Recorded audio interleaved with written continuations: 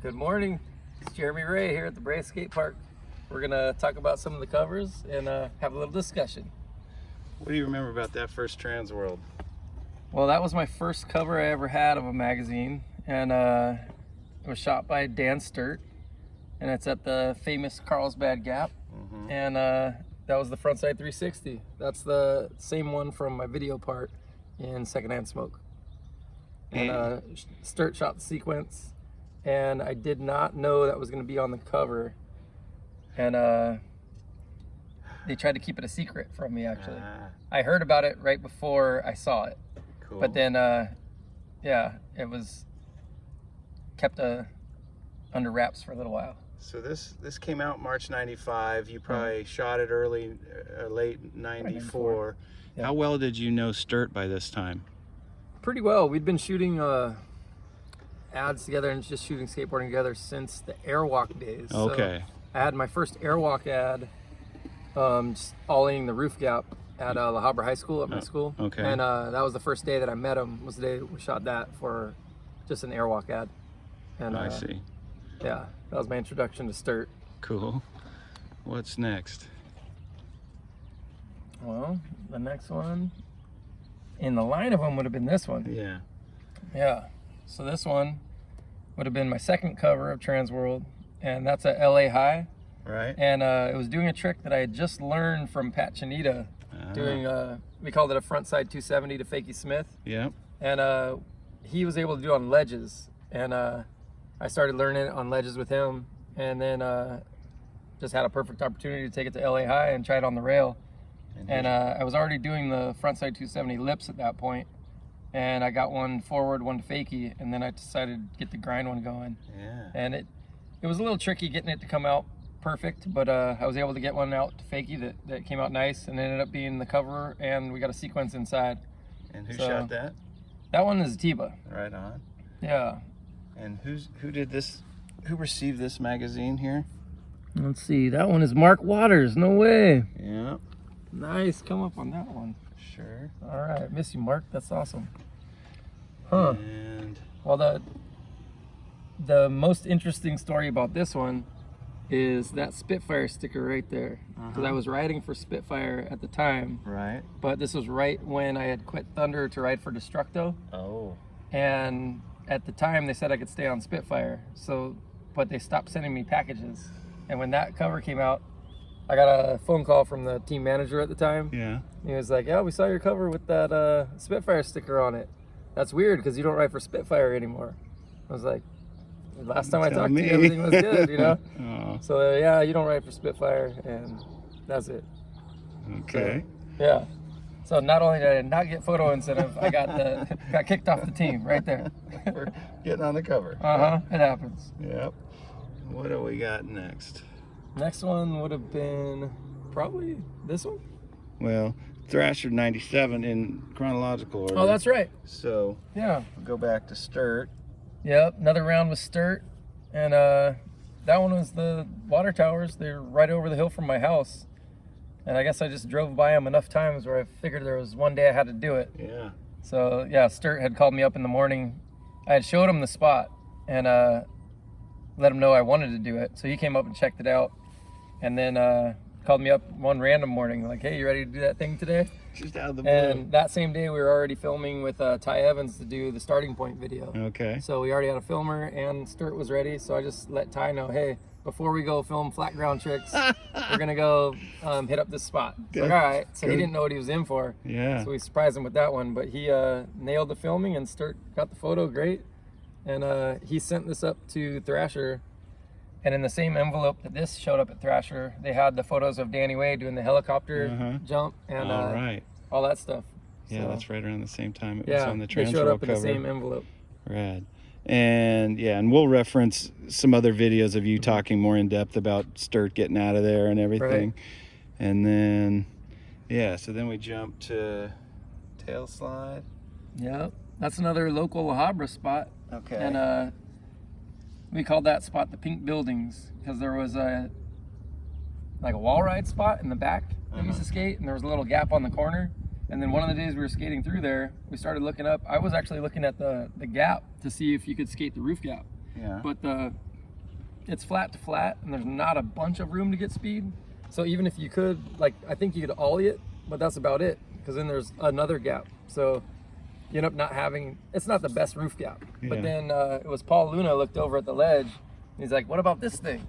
And it was a pretty tall ledge between the roofs. So. And now these aren't the same spots. No, this These is the are one at the different. Habra High School. This is actually the same roof gap that I did my airwalk ad with Sturt. Okay. So, but yeah, this is Pink Buildings. It's at just a local La Habra spot.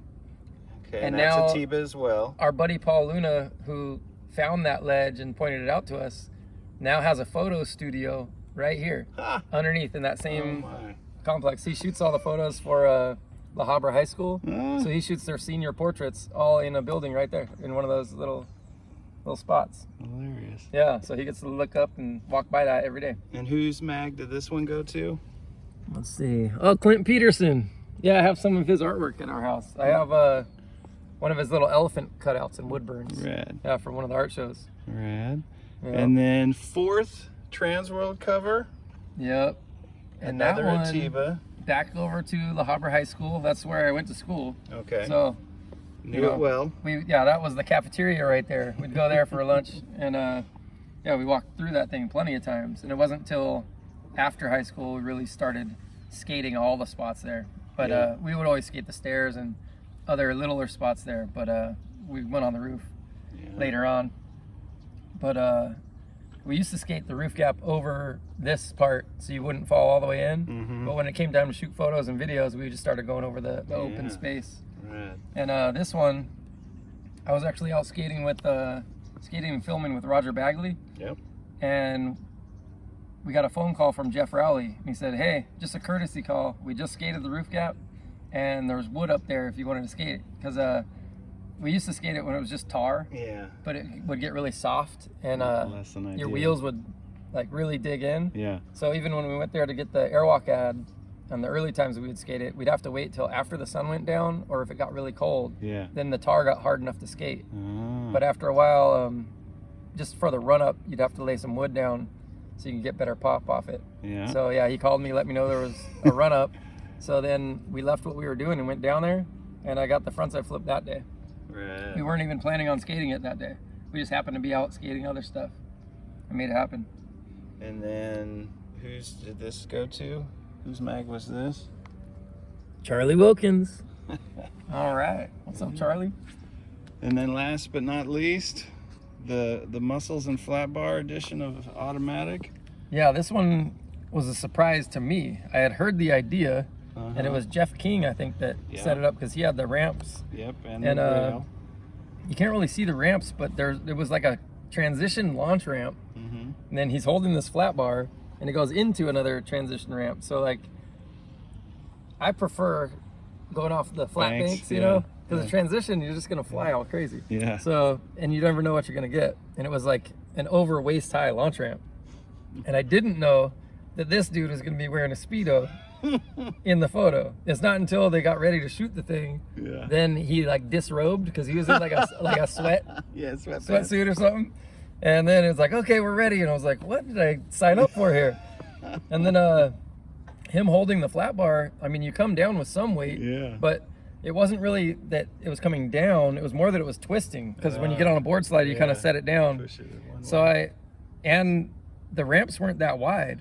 So every time I would do it, I would end up missing the ramp and landing on flat ground on the other side. So what we did is we offset the ramps and just let it twist and lined it up to where I thought I was going to be. And we ended up getting a couple good ones from ramp to ramp and sliding that flat bar that he's holding. Cool. So it ended up working out, but I had my my doubts when we started.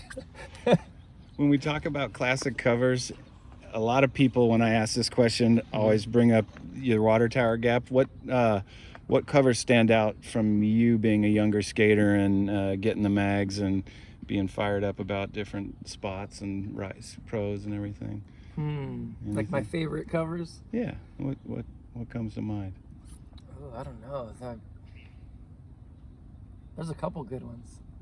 I wish you'd asked me this before, because I could have come prepared. Because I mean, been skating since '83. I think I saw my first Thrasher mag in '83, and I've seen a lot of covers since then. So yeah, there's been, you know, so many standout covers over the years, and I got, you know, different favorites for different reasons. For sure. So,